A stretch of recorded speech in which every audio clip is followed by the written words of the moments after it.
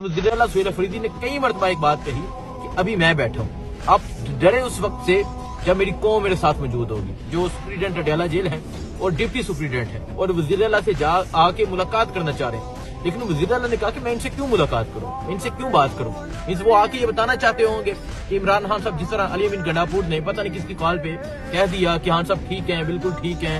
अब कोई बंदा पूछे कि गंडापुर साहब आपको किसने बताया कि इमरान खान साहब ठीक है, क्या आप इनकी बात का यकीन करें, क्या आप इनकी बात मान रहे हैं। और अब जो सुप्रीडेंट और डिप्टी सुप्रीडेंट आया वो भी आके ये कहना चाह रहा है कि हाँ सब ठीक है, लेकिन वज़ीर-ए-आला एक मौक़िफ़ इख्तियार किए हुए हैं कि मैं आपकी बात क्यों सुनूं, मैं आपकी, और वो साथ ही सुने, बैठे नहीं है और वो यहाँ आके खड़े हैं और वो मुलाकात करना चाह रहे हैं, वो आके ये बताना चाह रहे हैं। लेकिन वज़ीर-ए-आला का मौक़िफ़ ये है कि मैं आपकी बात नहीं सुनता, मुझे इमरान खान से मुलाकात करनी है।